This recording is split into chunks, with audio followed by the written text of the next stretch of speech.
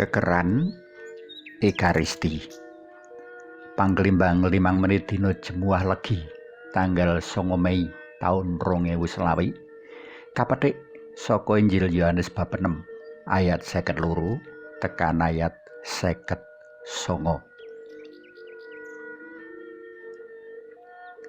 Kang mbedakake antara keyakinan Katolik kalawan keyakinan liyane salah sijine mapan ana kekeran bab Ekaristi. Ekaristi mujudake prakara kang banget ing wigati jer gegayutan karo patining urip wong Katolik. Ngenani bab iki, konstitusi liturgi Sacrosanctum Concilium ngandhakake menawa Ekaristi mujudake sumber lan puncaking iman pasamuan. Imane dening wong sak njaban keyakinan Katolikan, Ekaristi asring kapigunakake kanggo njegal njrimpung wong-wong Katolik. Saengga wong Katolik sing ora ulet kapitayane banjur ambruk lan teluk kang tundhone banjur ninggalake kekatolikan. Pancen ora kabeh kekeran kapitayan bisa digagapi kanthi tuntas nganggo nalar. Nanging kanggo pendherek dalem kang wis pitaya ora ana kang saguh mingerake dheweke saka keyakinan Katolik.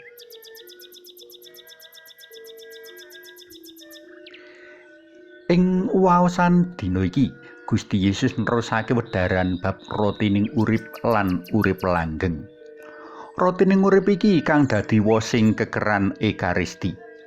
Rotining urip ora ana liya ya salira dalem Gusti Yesus piyambak. Kanthi ngrahapi rotining urip awake dhewe bakal wareg. Ing prakara iki, wareg tegese awake dhewe ketut ing kayakinan marang Gusti Yesus minangka sang rotining urip kang njamin urip langgeng.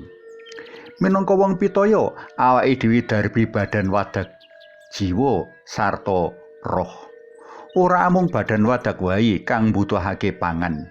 Jiwa lan roh uga mbutuhake pangan supaya antuk kekuatan lan lestari uripe.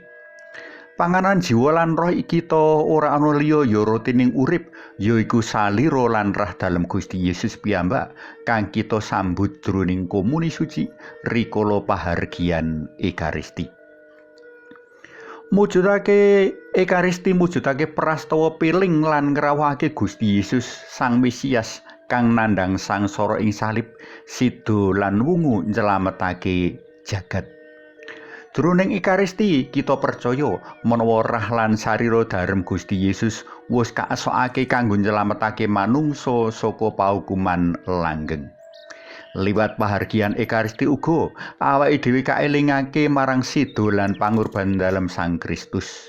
Mula kanthi pahargyan Ekaristi tegese kita mratilake kapitayan marang panjenengane. Saben-saben nyambut daharan Ekaristi awake dhewe nyawiji karo Gusti Yesus lan liwat panyawiji iki awake dhewe antuk kekuatan kang njamin urip marang kalanggengan. Kanugrahan kang padha kita tampa liwat Ekaristi ora entuk kandhek amung marang awake dhewe wae. Kabungan kaslametan mau prayoga kawartakake lan katawakake marang pepodo. Para tresna palem kinasih, Ekaristi mujudake dasar kapitayan kang kejaba kudu kapupuk ananging uga kaayati saben dina. Kapupuk amrih iman kita tansaya kuat santosa, kaayati saben dina amrih kejaba murakabi kanggo diri pribadi ananging luwih-luwih murakabi kanggo pepodo.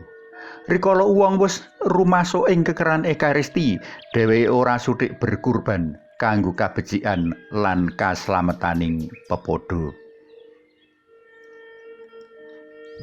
Suwawi sami munjuk kunjungan dalam Yang Rama so Yang Putra tuwin Yang Roh Suci.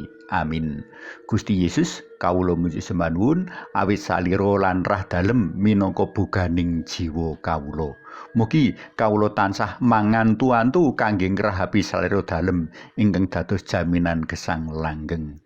Amin. Kunjung kasmet dalam Yang Rama so Yang Putra tuwin Yang Roh Suci. Amin.